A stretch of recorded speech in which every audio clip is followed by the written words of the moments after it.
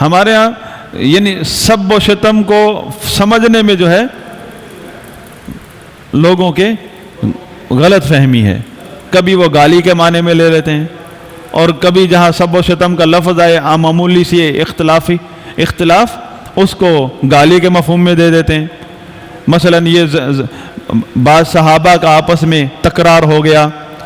تو اس کو یہ رنگ دینا کہ وہ صحابی دوسرے صحابی کو گالم گلوچ کر رہے تھے، نعوذ باللہ، جیسے کہ وہ جہلمی نے یہ شوشہ چھوڑا کہ یہ جو حدیث ہے لا تسبوا اصحابی، یہ سیدنا خالد بن ولید رضی اللہ عنہ کے بارے میں ہے، کیونکہ اس نے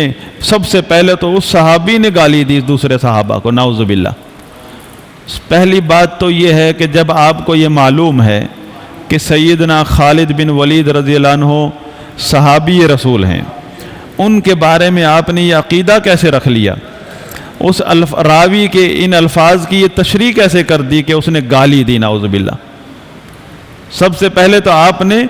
سیدنا خالد بن ولید کے بارے میں جو قرآن نے تزکیہ دیا ہے اس کو رد کر دیا ہے آپ نے۔ پہلے تو آپ نے ادب نہیں سیکھا صحابہ کے بارے میں بات کرنے کا، صحابہ کے بارے میں سوچنے تک کا ادب سکھایا ہے قرآن نے، بے ادب تھے آپ، اور پھر آپ اٹھا لی آپ نے روایتیں، بے استادے بھی تھے، بے ادب بھی ہے، بے استادہ بھی ہے، جاہل بھی ہے، اور زندیقانہ عقائد بھی ہیں، تو ایسے شخص کی بات سننا بھی حرام ہے۔ کس طرح یہ نوجوان سنی نوجوان ایسے شخص کی طرف کان دھرتا ہے؟ حرام ہے، حرام ہے ایسا شخص۔ یعنی آپ کے پاس پہلی بات یہ، میں اپنے نوجوانوں کو، اہل سنت نوجوانوں کو مخاطب کرتا ہوں کہ پہلی بات تو یہ کہ آپ کے پاس علم نہیں ہے، خاص طور پہ عقائد کا علم نہیں ہے، کم از کم صحابہ کے بارے میں قرآن کیا کہتا ہے اس کا علم نہیں ہے۔ چاہے آپ حافظ قرآن ہیں، آپ کو علم نہیں ہے، چاہے آپ فارغ التحصیل مدرسے کے، پھر بھی علم نہیں ہے۔ پھر آپ کان دھرتے ہیں ایک ایسے شخص کی طرف جو آپ کے ذہن میں صحابہ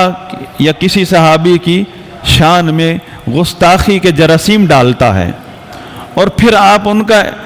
بجائے اس کے کہ ان جراثیم کا علاج کروانے کے لیے علم کی طرف رجوع کریں، علماء کی طرف رجوع کریں، رجوع بھی نہیں کرتے بلکہ آپ مناظرہ کرتے ہیں، تو آپ اسی وعید میں آتے ہیں، کیونکہ آپ جان بوجھ کر کفر کی طرف جا رہے ہیں، جان بوجھ کر، جبکہ اس کا معالج، اس کی شفا کا سامان موجود ہے کہ آپ اپنے شبہات کا ازالہ کروائیں، اہل علم کے پاس جائیں، اہل سنت کی کتاب پڑھیں، اہل سنت سے سوال کریں۔ آپ خود جاتے ہیں وہیں سے، خود اپنے آپ کو پیش کرتے ہیں کہ مجھے مریض کر، میرے اندر مرض ڈال، تو ایسا شخص خود انہی میں، اس کا بھی حکم انہی میں ہے۔ ایسے لوگوں کا حکم بھی انہی لوگوں میں ہے جو صحابہ کی شان میں گستاخی کرتے ہیں، اور اس گستاخی کی بنا پر گمراہی کا فتویٰ لگتا ہے ان پر، تشیع کا، رافضیت کا، ناسبیت کا اور خارجیت کا۔ ان لوگوں کا شمار بھی انہی میں ہے جو اپنا علاج نہیں کرواتے۔ ایک شخص نے، ایک طالب علم نے سوال کیا صالح آل شیخ حافظہ اللہ سے کہ میرے ذہن میں کسی بعض سیدنا معاویہ رضی اللہ عنہ کے بارے میں تھوڑا میل آیا ہوا ہے، تو کیا میری اس پر پکڑ ہوگی؟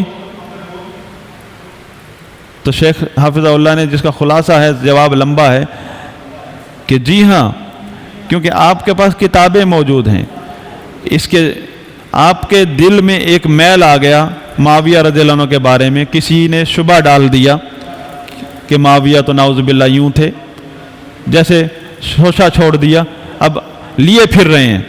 کہ سیدنا معاویہ رضی اللہ عنہ نعوذ باللہ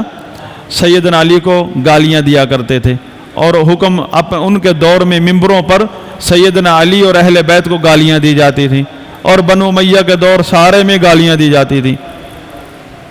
یہ سنی کہاں سے؟ زندیق لوگوں سے سنی بات، اور پھر دماغ میں بٹھا لی، اور علاج کے لیے کہیں بھی نہیں گئے، اگر کسی نے اس کا علاج بتایا تو اس کو قبول نہیں کیا، تو اس کا مطلب کیا ہے؟ وہ اس طالب علم کا جواب دیا کہ آپ علماء موجود ہیں جو اس کا علاج کرنا جانتے ہیں، اس کا جواب دیں گے آپ کو، کتابیں موجود ہیں، دلائل موجود ہیں، اس کے باوجود آپ جراثیم کو اپنے دماغ سے نکالنا نہیں چاہ رہے، آپ کے پاس ٹائم نہیں ہے، تو آپ گناہگار ہیں، آپ اس میں واقع ہو چکے ہیں، جس سے آپ کو منع کیا گیا ہے کہ صحابہ کے بارے میں ذرا بھی اعتدال سے مت ہٹیے، ذرا بھی غلط مت سوچیے۔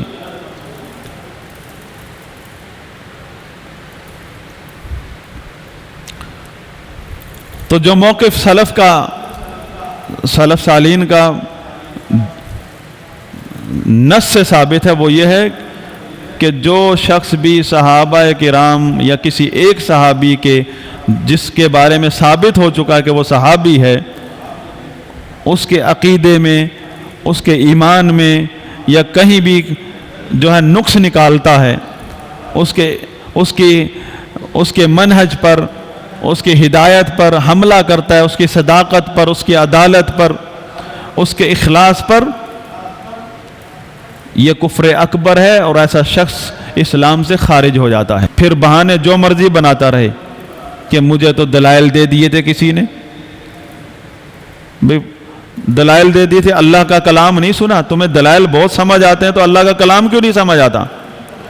تمہیں زندیق لوگوں کے دلائل تو سمجھ آ جاتے ہیں جو لاجک ہے، اللہ کا قرآن کیوں نہیں سمجھ آتا؟ اور تمہیں اتنی تمیز نہیں ہے کہ اہل سنت علماء اور اہل بدعت میں فرق کرنا چاہیے؟ تم نے سمجھا کہ کوئی معاملہ ہی نہیں ہے، مسلک اہل سنت ہے ہی نہیں کہیں، یعنی اصل اسلام کا عقیدہ جس طرح مرضی جو سمجھ آئے اختیار کر لو۔ اور اللہ تعالیٰ نے فرمایا وَمَن يَبْتَغِ غَيْرَ الْإِسْلَامِ دِينًا فَلَن يُقْبَلَ مِنْهُ وَهُوَ فِي الْآخِرَةِ مِنَ الْخَاسِرِينَ۔ جو اسلام کو چھوڑ کر کوئی اور طریقہ اپنائے گا، صحابہ کے بارے میں اسلام کیا ہے؟ تمیز نہیں ہے؟ قرآن کی تعلیم کیا ہے؟ وہ عقیدہ جو صحابہ کے بارے میں قرآن نے بیان کیا، قرآن میں تلاوت ہوتا ہے، اس کو سمجھنا مشکل ہو رہا ہے آپ کو۔ اور اللہ تعالیٰ نے صاف صاف بتا دی ہے کہ کوئی بھی عقیدہ ہو، کوئی بھی مسئلہ ہو، اس میں اسلام کے علاوہ کوئی دوسرا منہج، کوئی دوسرا نظریہ قبول نہیں ہوگا۔ وَهُوَ فِي الْآخِرَةِ مِنَ الْخَاسِرِينَ، خسارہ پانے والوں میں سے ہوگا۔ خسارہ پانے والے تو یہود و نصارہ ہیں۔ جی ہاں، تمام اہل بدعت، جس طرح سورہ آل عمران کی آگے چل کر آیت ہے کہ تمام اہل بدعت اور فرقہ واریت کا شکار لوگ، ان کو اللہ تعالیٰ کفار اور منافقین کی صفوں میں انہی کی طرح سیاہ چہرہ کر کے کھڑا کرے گا۔ ہیں مسلمان اس گمراہی کی وجہ سے کہ انہوں نے اسلام اور سنت کا راستہ چھوڑا ہے۔ یوم تبیض وجوہ وتسود وجوہ، تبیض وجوہ اہل سنت والجماعہ وتسود وجوہ اہل البدعۃ والفرقہ۔ اس کی وضاحت ہو چکی ہے پہلی کلاس میں۔